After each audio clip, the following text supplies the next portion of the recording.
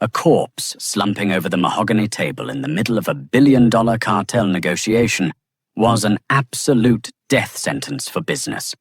With only seconds to salvage his crumbling empire, Lorenzo Moretti's desperate salvation arrived in the most unlikely form, a delivery worker hauling 80 pounds of pastrami sandwiches through the door.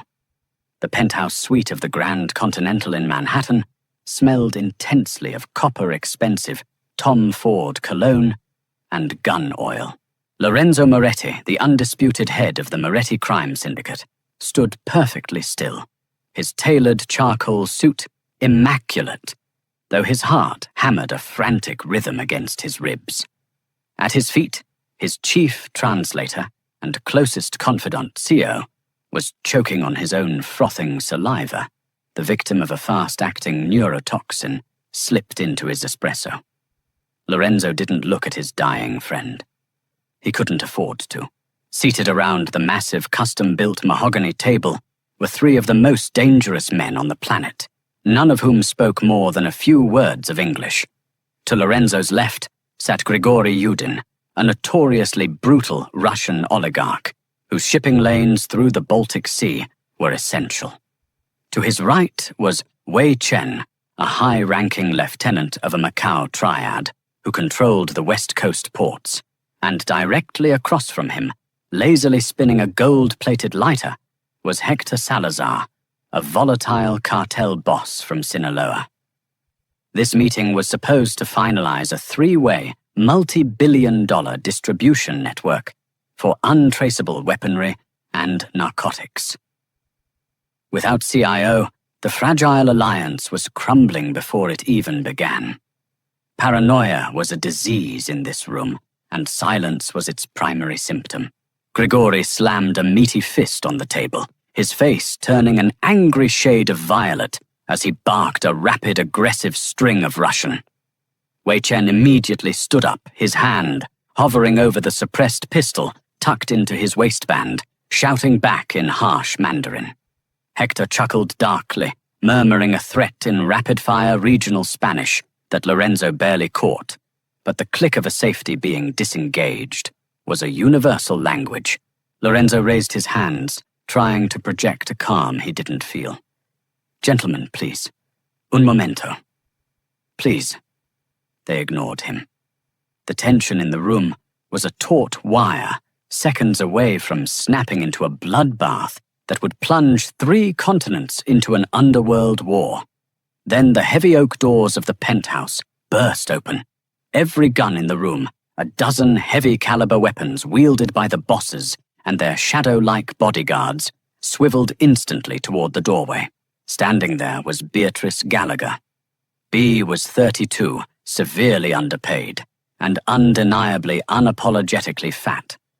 At 320 pounds, she filled the doorway, her wide, soft hips straining against the cheap maroon polyester uniform pants of Goldberg's premium catering. Sweat beaded on her forehead and plastered her dark hair to her cheeks. She was panting heavily, having carried 2 massive insulated bags filled with 80 pounds of hot pastrami potato salad and garlic pickles, because the service elevator had stalled on the 40th floor. She froze. Her wide brown eyes darted from the bleeding man on the floor to the custom-tailored monsters around the table, to the dozen hollow-point barrels pointed directly at her chest. Grigory, furious at the interruption, waved his gun at her and screamed a vicious Russian insult, ordering his men to shoot the intruder and be done with it. Wei Chen sneered, adding a cutting remark in Mandarin about the Americans' lack of security, and the sheer size of the woman calling her a clumsy elephant that had blundered into a dragon's den. Hector laughed out loud, tossing out a filthy Spanish comment about what he'd do to a woman with thighs that thick if he weren't so busy. Lorenzo closed his eyes, bracing for the gunfire. Instead, he heard a heavy sigh. It was a sigh of profound, exhaustion-fueled annoyance. B let the catering bags drop to the floor with a heavy, wet thud. She wiped the sweat from her brow with the back of a plump, dimpled hand, planted her thick legs shoulder-width apart, and looked dead at the Russian oligarch. Ja by predpochel vine направляли на меня эту вещь, если только не собираетесь оплатить, счет заеду перед тем, как убить меня. Bia snapped in flawless, unaccented Moscow dialect Russian. I'd prefer you not point that thing at me, unless you plan on paying the catering bill before you kill me. Grigori's jaw dropped. The gun wavered. Before the room could recover from the shock, Bea shifted her furious gaze to Wei Chen. Her voice changed the tonal inflection, shifting instantly into perfect crisp Mandarin. Wabushi da zong, dan wajide zidaoni, gangchai de chengwe yu duo wuli. Bakyang fangxia fuze, nijantian de wukan hui hen nangkan. I am not an elephant, but I know exactly how rude your insult was. Put the gun down, or your lunch today is going to get very ugly. Wei Chen stepped back, blinking rapidly, his sophisticated veneer shattering. Finally she glared at Hector Salazar, who was staring at her as if she were an alien. Y en cuanto a ti pendejo, she spat in raw colloquial Mexican Spanish.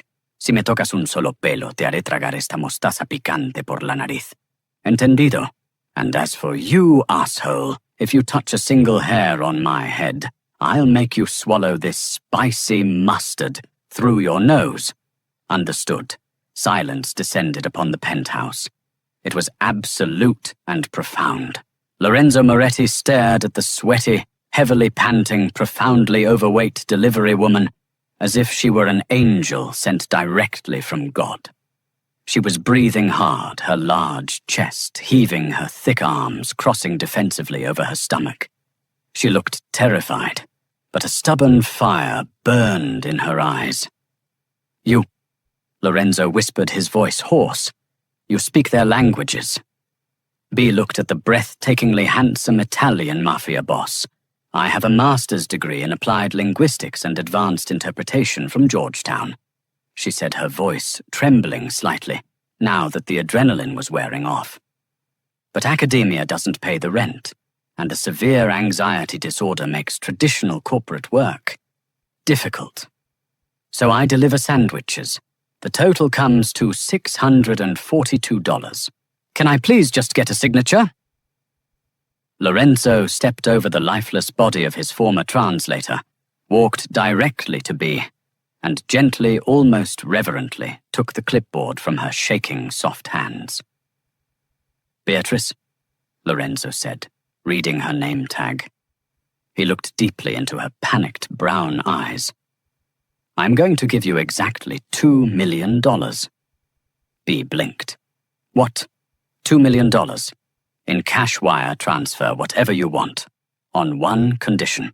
He gestured toward the empty chair next to his at the head of the blood-splattered table. You sit down, you eat a pastrami sandwich, and you translate the rest of this meeting for me. Because if you don't, we are all going to die in this room. Bea found herself wedged into a sleek, minimalist Italian leather chair that was designed for supermodels, not a woman of her significant carriage. The armrests dug painfully into her wide thighs, but the physical discomfort was a distant background noise compared to the sheer terror vibrating through her nervous system. The body of the poisoned translator had been unceremoniously dragged into a coat closet. The 80 pounds of deli food was unpacked. The surreal image of Grigori Yudin aggressively chewing a garlic pickle while adjusting the slide of his Glock 19 was burned into Bea's retinas forever. Tell the Russian, Lorenzo said, his voice, a low, soothing baritone right next to her ear, that the Maersk shipping containers leaving the port of Newark will bypass standard customs via our inside men at Terminal 4. But I need his men to handle the offloading in St. Petersburg. Bea took a deep, shuddering breath. Her large, soft hands gripped the edge of the mahogany table. She turned to Grigori and relayed the message in rapid, flawless Russian, ensuring she used the specific underworld jargon for inside men, izvoy люди, to establish street credibility. Grigori listened, his cold blue eyes locked onto Bea. He replied, speaking quickly and aggressively. Bea turned to Lorenzo. He says that is acceptable, but he demands a 45% cut of the gross revenue from the Baltic route, not the 35% you discussed earlier. She paused, lowering her voice so only Lorenzo could hear. But Mr. Moretti, the specific phrasing he used an idiom, pust, volk, siestovtsu. Let the wolf eat the sheep. In this context, in the Moscow syndicate, it's not a negotiation tactic. It's a delay tactic. He's agreeing to the terms because he doesn't intend to honor them. I think he plans to ambush your shipment in St. Petersburg and take 100%. Lorenzo's dark eyes widened a fraction of an inch. A thrill went down his spine. His old translator CO was adequate, but he merely translated words. This woman, this brilliantly sharp, terrified woman with her chafing thighs and faded polo shirt, was translating intent. She was reading the cultural subtext. Fascinating, Lorenzo murmured, his gaze lingering on the curve of her jaw, flushed pink with anxiety. Tell Hector that if he can guarantee the Sinaloa supply lines to the East Coast, I will handle the Russian problem myself. Bea's heart hammered as she switched to Spanish, maintaining the delicate balance of respect and threat required for cartel negotiations. The meeting stretched for 3 agonizing hours. Bea was a maestro, conducting a symphony of criminal diplomacy.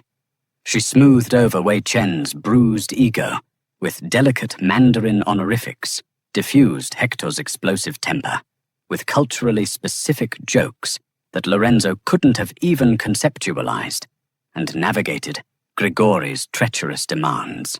She was exhausted.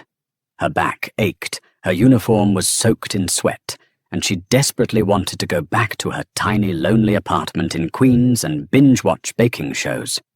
Finally, the terms were set. Blood oaths were sworn. The 3 international bosses stood offering Lorenzo begrudging nods of respect, their eyes lingering on the fat delivery woman who had somehow brokered the most lucrative black market deal of the decade. As Grigori passed Bea, he leaned down, his massive frame towering over her. "Ty slishkom umna dla togo shtobi raznosit jedu devochka," he rumbled in Russian. "You are too smart to carry food, little girl. Kogda on tebe naskuchit pridikomne.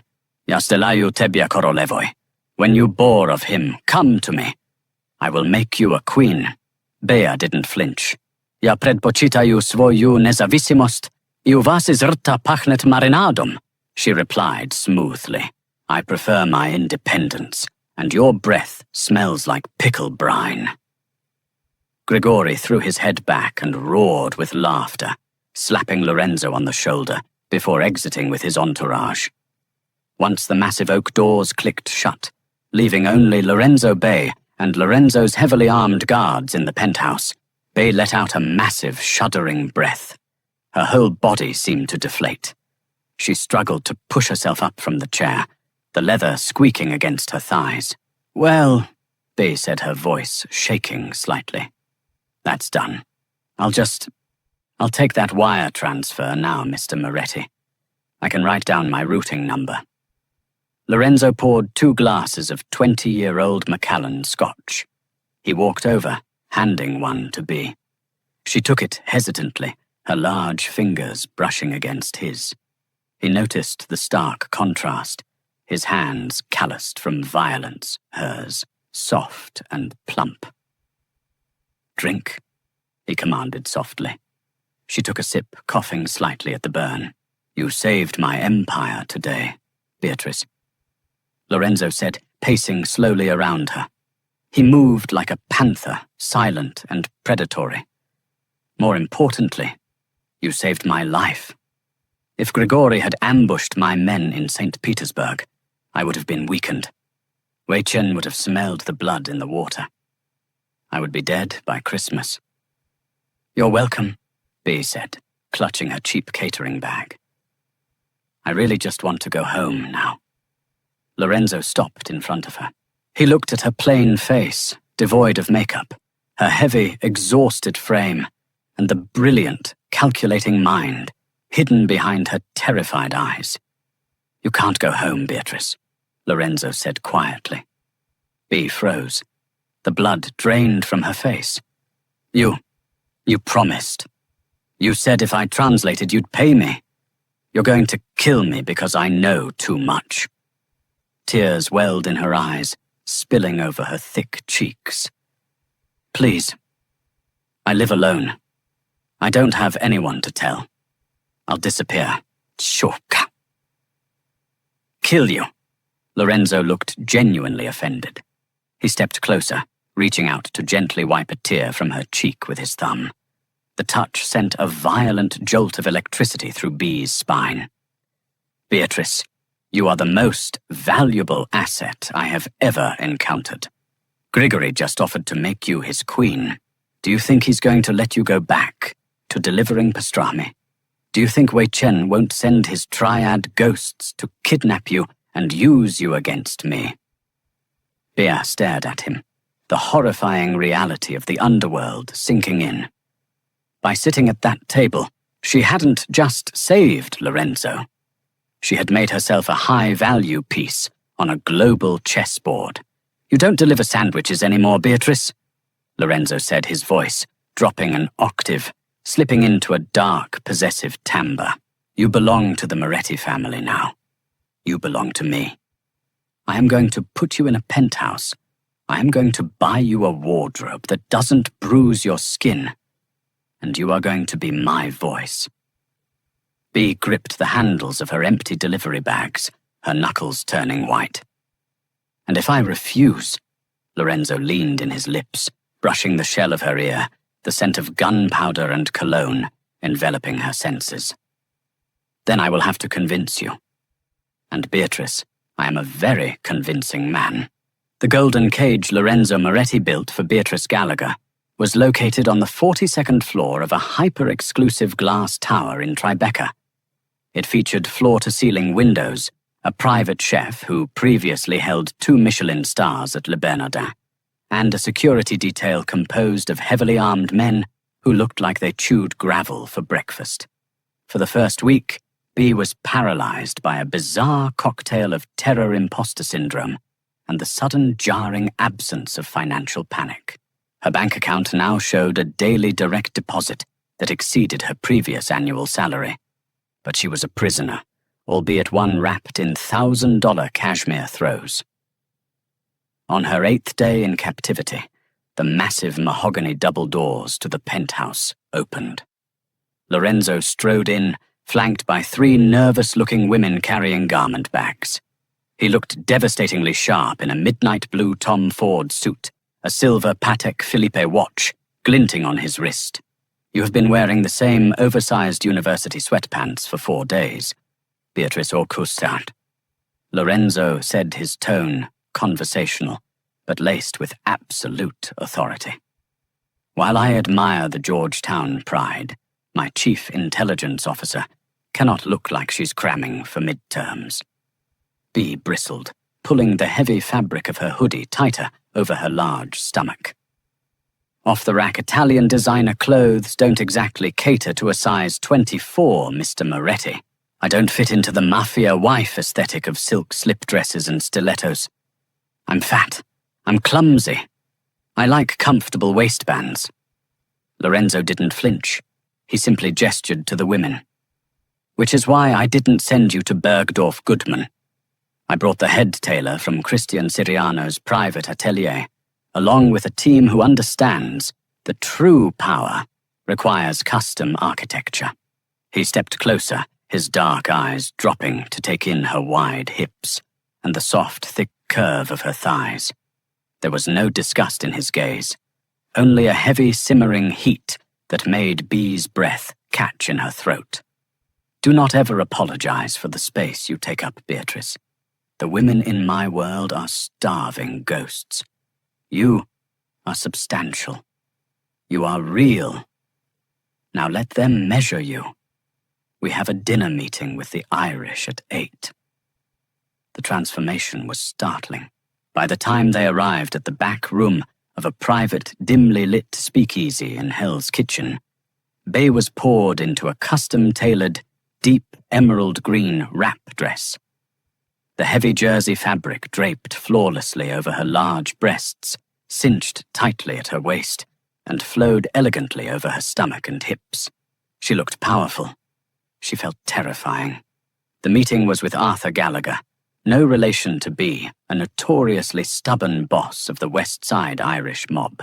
Lorenzo needed Arthur's union contacts to move construction materials for a money-laundering front. Arthur, a red-faced man with a thick brogue, spent the first hour drinking heavily and speaking in a thick-coded Dublin street slang, intentionally trying to box Lorenzo out of the negotiation. Lorenzo sat back, sipping his bourbon, and simply tapped the table twice. It was their signal. Bea leaned forward, her heart hammered against her ribs, but her linguistic training took over. She didn't just translate, she mirrored the cadence and cultural aggression of the speaker.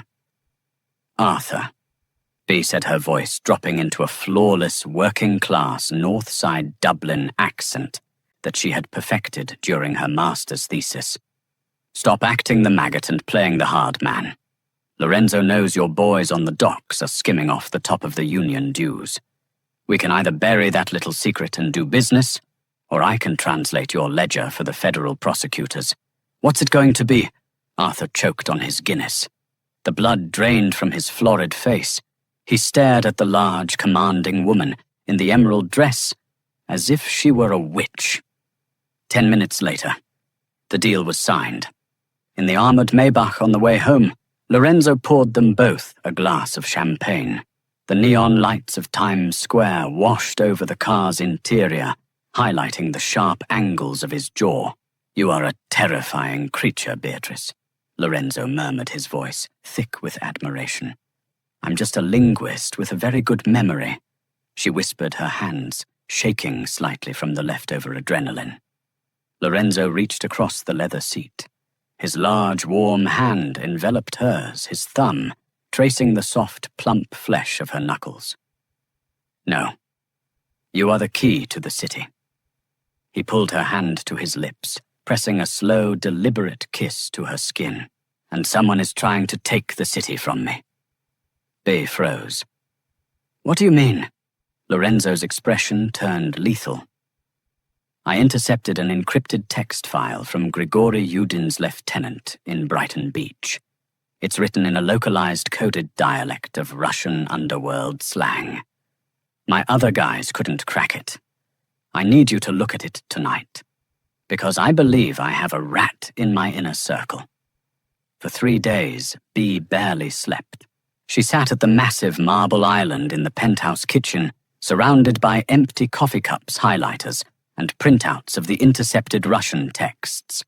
The code was brilliant, utilizing phonetic spelling of Cyrillic, mixed with localized Brooklyn street slang. But it wasn't a match for a woman who had spent 5 years deconstructing morphological typologies. On Thursday morning at 3 a.m., the pieces clicked into place. Bea gasped, her hands flying to her mouth. She grabbed the papers, her thick thighs chafing as she ran down the long hallway toward Lorenzo's private suite. She didn't bother knocking. She burst through the heavy oak doors. Lorenzo was awake, sitting in a leather armchair by the window, cleaning a Heckler & Koch USP compact pistol. He wore only dark sweatpants, his heavily tattooed chest bare in the moonlight. He looked up, instantly alert. "It's Vincent." Bea breathed, her chest heaving, as she waved the papers. "Your underboss, Vincent." Lorenzo went deadly still. "Explain." "The texts," Bea said, walking over and slapping the papers onto the glass side table. "They aren't just schedules. They are using a specific syntactic structure, a verbal tick. The writer constantly uses the phrase Vykontse Kontsov at the end of the day, but places it at the beginning of the sentence. It's grammatically incorrect in Russian, but it's a direct translation of an English idiom. Vincent says that all the time. At the end of the day, boss. He's the one giving Grigori your shipment schedules. And Lorenzo, She pointed a shaking, plump finger at the final highlighted line. He gave Grigori the security codes to the Red Hook warehouse. The shipment coming in tonight. It's an ambush. Lorenzo stood up. The air in the room seemed to drop 10 degrees. The raw, unfiltered violence in his eyes was terrifying, but for the first time, none of it was directed at her. "Get dressed," Lorenzo commanded, chambering a round into his pistol. Dark clothes, flat shoes. "Me, why do I have to go to a Mafia shootout?" Bea squeaked, her panic returning full force. "Because if Grigori's men are there, they will be using scrambled radio frequencies. I need ears on their comms. And Beatrice..." He stepped close, cupping her soft, round face in his rough hands. "I am not letting you out of my sight. Ever again." 2 hours later, the air inside the Red Hook warehouse was thick with the smell of saltwater motor oil and impending death. Lorenzo and his men, heavily armed and cloaked in shadows, had infiltrated the catwalks above the main floor. Down below, millions of dollars in untraceable weaponry were packed into wooden crates. Bea was pressed flat against a steel girder on the catwalk, a bulky tactical headset clamped over her ears, a tablet in her lap. She was terrified, sweating profusely through her dark sweater, but her mind was laser-focused. Below them, the massive cargo doors groaned open. Black SUVs rolled in. Grigori's heavily armed Bratva foot soldiers poured out, sweeping the room. Among them, looking nervous and sweating, was Vincent. Lorenzo raised his hand, signaling his snipers to wait. He looked at Bea. Bea pressed the earpiece tighter. She could hear the Russian tactical chatter bleeding through the decrypted frequency. "Sector Alpha clear, awaiting the Italian target." A voice crackled in Russian. "They're setting up a kill box near the east exits," Bea whispered to Lorenzo, her voice barely a breath. 12 men, heavy armor. Lorenzo nodded, his jaw tight. He raised his rifle. Suddenly, a massive spotlight flared on from a crane above them, washing the catwalk in blinding white light. One of Grigori's men had spotted a reflection off a sniper's scope. "Na balkon ogon." On the balcony fire, a Russian commander screamed. The warehouse erupted into deafening chaos. Bullets tore through the steel grating, pinging dangerously close to Bea's head. She screamed, dropping flat on her stomach, her large body seeking any cover the metal beam could provide. Lorenzo's men returned fire. The noise was apocalyptic. Wood splintered glass, shattered, and the smell of cordite burned Bea's throat. Through the chaos, Bea heard the Russian radio chatter escalate into a frantic scream. The commander was calling for reinforcements to flank Lorenzo's position via the north stairwell. If they made it up those stairs, Lorenzo and his men would be trapped. Panic seized Bea, but it was quickly replaced by a desperate, ferocious instinct to survive. She looked at the heavy two-way radio Lorenzo had left by her tablet, the one synced to the Russian frequency. Bea snatched the radio. She hit the transmission button. She didn't just speak Russian. She summoned the deepest, most guttural, authoritative Moscow dialect bark she could muster, mimicking the cadence of Grigori's elite guard. "Otmana, Otmana!" Bea screamed into the radio. "Abort, abort! Zasada na severnoi! Lesnitsev se odkodiat, ka yuzhnim vorotam, nemedleno." Ambush on the north stairwell. All units fall back to the south gates. Immediately down on the floor, the Russian tactical team hesitated. The commanding voice on their encrypted channel was absolute. Believing they were walking into a trap, the squad that was about to flank Lorenzo abruptly turned and sprinted toward the south exit. "They're falling back to the south gates," Bea yelled to Lorenzo over the gunfire. Lorenzo didn't hesitate. He signaled his heavy gunners. As the clustered Russian squad funneled toward the south exit, Lorenzo's men unleashed a devastating crossfire, effectively neutralizing Grigori's elite strike force in seconds. Silence fell over the warehouse, broken only by the groans of the wounded and the hiss of a punctured steam pipe. Down on the floor, Vincent was on his knees, weeping a gun held to the back of his head by one of Lorenzo's men. Grigori was nowhere to be seen. He had likely sent his men to do the dirty work. Lorenzo lowered his rifle. He was covered in drywall dust, a shallow, bloody graze across his cheekbone.